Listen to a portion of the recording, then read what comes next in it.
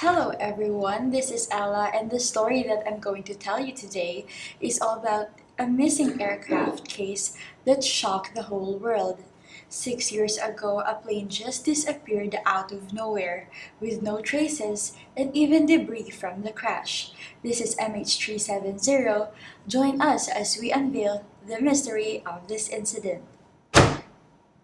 On March 8, 2014, 12:38 in the morning, a Boeing 777 aircraft of Malaysia Airlines taxied on the runway of Kuala Lumpur, Malaysia. Waiting for the instruction of the airport's air traffic control tower, the flight number was MH370. After 4 minutes, the Boeing 777 flew from Kuala Lumpur to Beijing above the bright starry skies of Malaysia. The pilot of this aircraft is Captain Zahari. He is 53 years old, and he's one of the Malaysian Airlines' most experienced and highest captains. He is married with 3 grown children. On the other hand, Deputy Captain Farik Abdul Hamid is 27 years old. This was his last flight training before he was promoted to being an official captain. There are 10 crew members and 227 passengers on the plane. Most of them are from China, 38 from Malaysia, and the remaining countries are including Australia, New Zealand, and the United States, France, and the Netherlands. Malaysian 370, complete Ho Chi Minh 120.9, right. The plane now maintains an altitude of 35,000 feet. Kuala Lumpur International Airport closed the airport's tower command center because the Malaysia Airlines MH370 was the last flight to depart from Kuala Lumpur that day. Takeoff at 1:21 a.m., 39 minutes later, the entire Malaysia Airlines MH370 aircraft mysteriously disappeared on the radar. The Air Traffic Control Tower Center in Ho Chi Minh, Vietnam, saw the plane flying into the airspace but did not see the aircraft's flight instrument on the radar screen, that is, the flight information sent by the answering machine. According to the Air Traffic Control Agreement of each country, at the junction of the air traffic control area of 2 countries, if the handover of the aircraft is delayed by 5 minutes, Ho Chi Minh should immediately notify Kuala Lumpur, Malaysia. It has been sold for a full 18 minutes. In Kuala Lumpur, Malaysia, emergency measures for launch at 6:32 on the second day. If the time is normal, the aircraft should have arrived in Beijing. As long as the flight route of each country is above the air control area, the flight recognition instrument on the aircraft will automatically report to location, flight information, flight direction, and flight destination. Malaysia Airlines MH370 last appearance is at the junction of Malaysia, Kuala Lumpur, and Ho Chi Minh Air Traffic Control Zone in Vietnam. The possibility is someone intentionally removed the signal. The communication system on the answering machine and the radio station was artificially closed. The search was initially carried out by the South China Sea, which is where the plane last appeared on the radar. The MH370 aircraft suddenly jumped into a flight altitude of 58,000 feet without warning. This has exceeded the flight altitude limit of the civilian aviation aircraft, which is 43,000 feet, and then suddenly fell in a minute, such as the free fell to an altitude of 4,800 feet. The officer on duty on Phuoc Island once found a flashpoint on the military radar, and this flashpoint was usually caused by an air explosion. She immediately notified her superiors, speculating that there might be a plane crash in the air. After the Malaysia Airlines MH370 disappeared on the civilian radar, on what route do you think did it go based on the information captured on the military radar? It is worth mentioning that around 1:30 a.m. in a small city near the Gulf of Thailand in northern Malaysia, there are still some fishermen who still work by the river late at night. And according to this fisherman's report, a plane with night lights on it thundered through the low altitude above them, and the military radar on the border between Malaysia and Thailand could only vaguely and intermittently capture the flight of Malaysia Airlines MH370. The east coast to the west coast must pass through the rolling mountains, which means that the flight height of MH370 was always been erratic. There are a lot of advanced precision instruments on the Boeing 777 aircraft of the American Boeing Company. The communications tools on the American Airlines MH370 are simply divided into three types, mainly the communication system of the radio station, the answering machine, the flight identification, and the satellite communication system.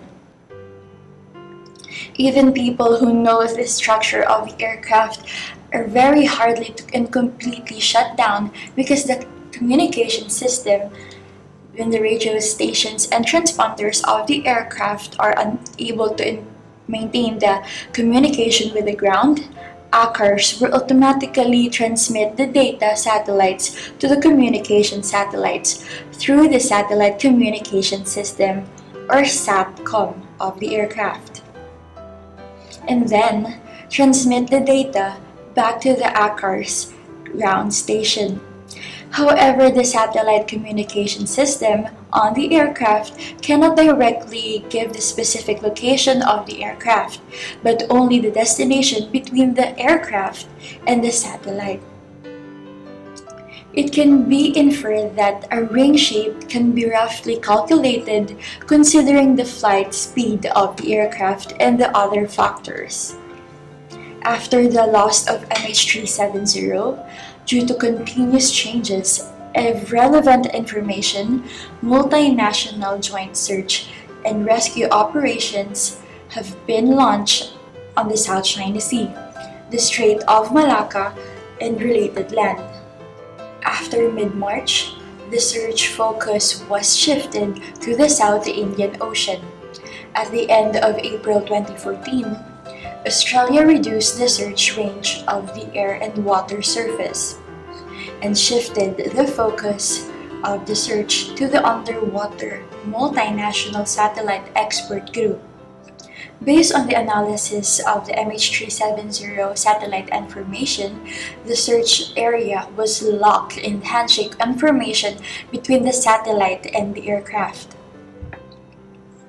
The 7 defined arcs, or the area further south, this area is about 1,800 kilometers away from the coast of Western Australia, covering an area of about 60,000 square kilometers.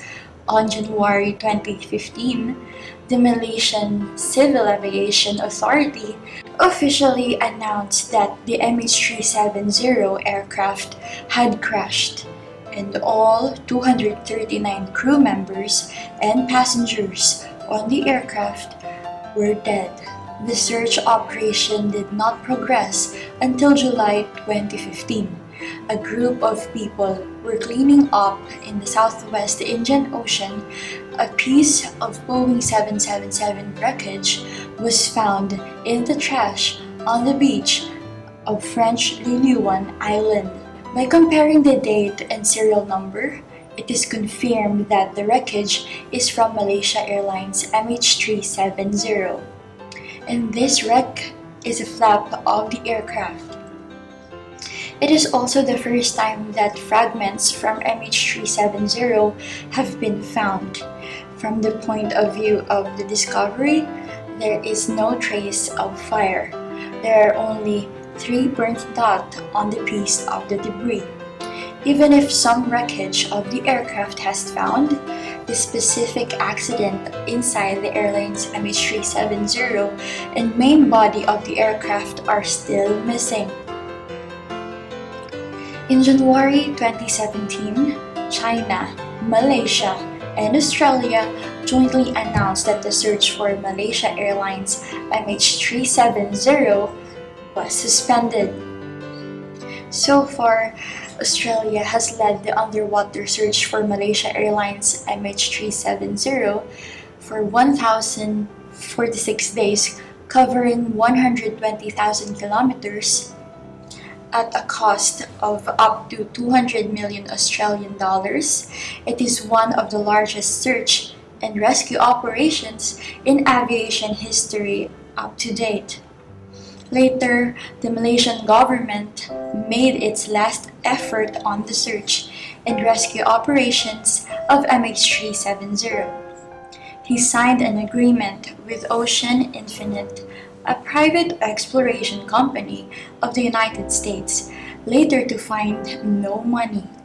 Ocean Wireless is a company that provides submarine exploration, monitoring, and mapping services. With more than 90 years of professional experience, in January 2018, the submarine builder operations divided by the company set sail to resume the research in an area north of the original search area because it was the most likely crash site that many scientists thought at that time. In Ocean Infinite Company, once find the wreckage is also full of confidence. If the wreckage is successfully found, the Malaysian government will pay up to $75 million to Ocean Infinite Subsea Exploration Company. However, according to the official data of Ocean Infinite Company, from January 2018 to May 2018, they scanned an average area of 1,100 square kilometers per day. During the few months, the total scanning area was assigned as 112 kilometers, but still, nothing was obtained. On May 30, 2018, the Malaysian government announced that it would stop the search operations for the MH370 aircraft and would not restart the search if there were no accidents. However, speculations on the cost of the disappearance of Malaysia Airlines has never stopped. Through further investigation of passengers on the plane, Malaysian police discovered that 2 passengers were boarding with fake passports. These 2 passengers were once considered as a member of terrorist organizations. They led to hijacking, but later through investigation found that these 2 passengers are 1 or 2 levels. The purpose of them are to seek asylum on other countries. More than 10 days after the aircraft lost contact, the Malaysian Airlines CEO said that on the press conference, there are lithium-ion batteries on the cargo compartment of the aircraft. People think that it is these lithium-ion batteries that may cause the fire on the aircraft. It is fierce and likely to cause various communication systems on the aircraft to fail, but at this time, if the fire spreads through the passenger cabin or the cockpit, the passengers and pilot on the aircraft are likely to fall into a coma in a short time. At this time, the aircraft may continue to fly for several hours in the autopilot mode. However, this theory cannot explain why the Earth inflict on the points of the flight route to the Malaysia Airlines MH370 after losing a contact. The turning angle of the inflection point has exceeded the limit to automatic driving. The only possible explanation is that the aircraft is controlled by some kind of program or man-made. Since the accident of Malaysia Airlines, Captain Zahari has been recorded by many media as the main suspect of this incident. After the incident, the Malaysia Airlines police also searched Captain Zahari's home and found some hard drives. It is stored on the hard disk. The flight route simulated by a flight software over the years. By restoring the deleted data, the police outlined a virtual route similar to the same route. In this virtual route, the flight took off from Kuala Lumpur to the northwest and flew over the Strait of Malacca, and then suddenly turned sharply to the left and went straight to the southeast. The aircraft finally ended up in the South Indian Ocean. Later, Malaysian officially claims that in the factual information published in the middle of the investigation, that there were no such virtual route. However, in 2016, a confidential document of the Royal Malaysian Police was leaked to the media. In this confidential document was pointed out that there are such a virtual path, and this path has been officially investigated. Subsequently, the Malaysian government issued a statement and finally admitted the existence of the virtual route, but later added that this virtual route was one of the 1,000 routes simulated by Captain Zahari and could not be used as a direct evidence.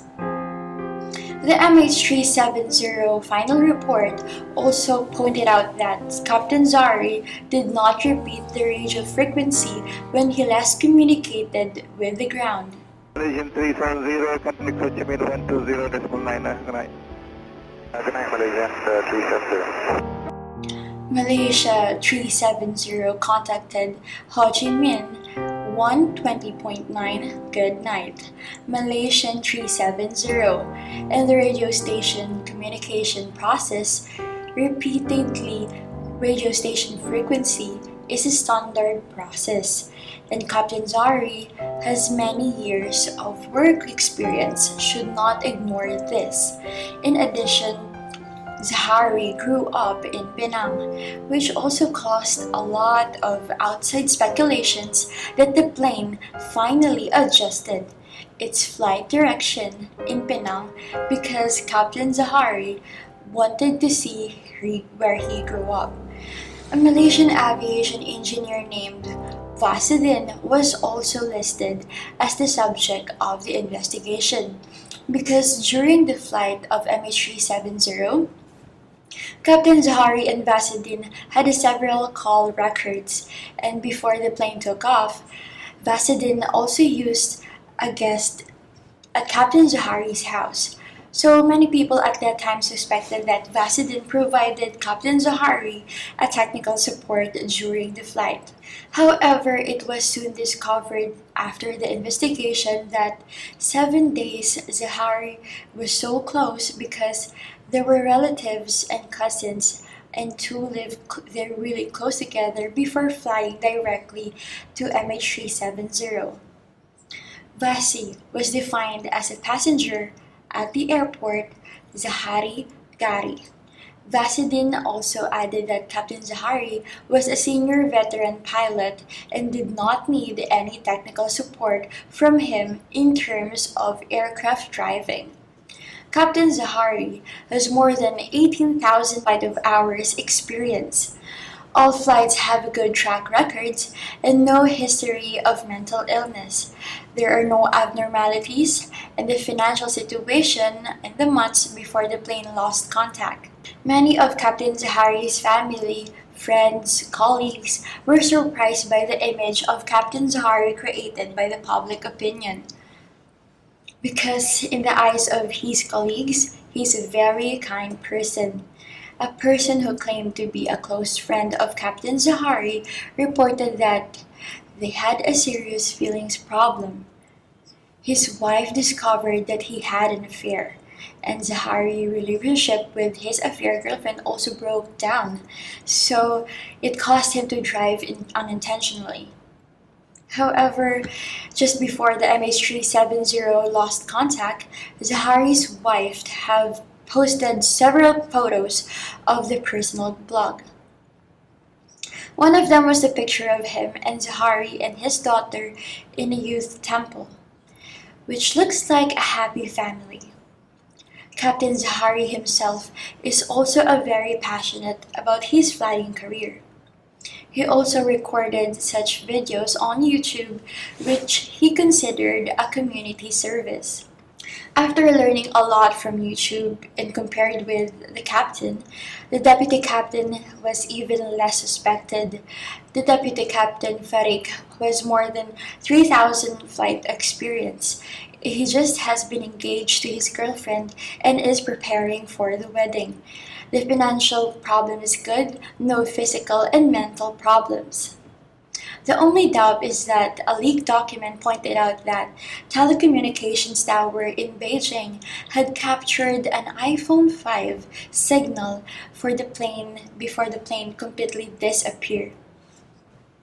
This number was confirmed to be the phone number of Deputy Captain Farik, and capturing the signal does not mean that Deputy Captain Farik is trying to talk to the ground but an automatic positioning message. In other words, it was very likely that the Deputy Captain adjusted the mobile phone to the standby state before the plane took off, or that the mobile phone was switched onto the standby state after the aircraft entered a smooth flight, so as to make the call an emergency.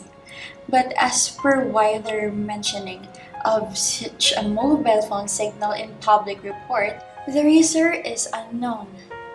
Apart from a conspiracy, theories such as US government patents, conspiracy to hijack the Chinese engineers, there are many different speculations about the disappearance of Malaysian Airlines. Ground remote control is also one of them. Some people think that the entire flight process of Malaysia Airlines MH370 has been hacked before taking off. The remote control of the ground was actually and technically feasible, and it has been widely used in the field of unmanned aerial vehicles for safety reasons. The civil aviation aircraft are not equipped with such a remote control equipment. The main body and the black box of Malaysia Airlines MH370 aircraft are still missing, and only 3 types of aircraft wreckage can be identified as MH370. These are far from enough to determine the correctness of any kind of speculations and inference. Over 6 years and more than 2,100 days, 239 passengers and crew members finally did not wait for their needs. Although the search operations of Malaysia Airlines MH370 has been stopped, the love from the family has never stopped. A family member of a passenger posted a photo of a calling card in Weibo, a social media of China, saying to her husband, "I have fully charged the phone bill, waiting for you to steal the opportunity to call me." She filled her husband with 19 phone cards in one go and attached her own location on every Weibo, because she's afraid that her husband could not find her. A bank staff member shared one of her experiences as well. She said that one day, a gentleman came by to the bank where he works to do business and said that he received a bill from his wife's credit card and to help her wife to repay. Seeing it as a bill of more than 100 yuan, bank staff told this man that it's just an annual fee. The bank staff said, "You don't have to pay more than 100 yuan. Your wife just need to swipe the card a few times."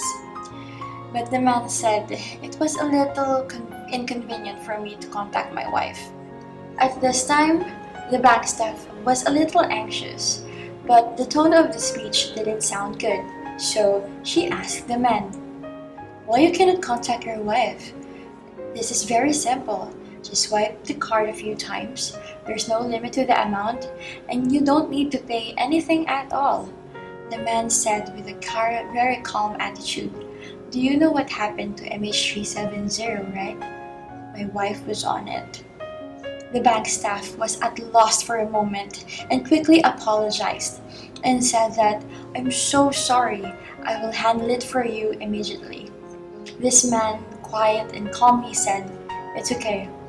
I just want to keep this card in a state of being used all the time.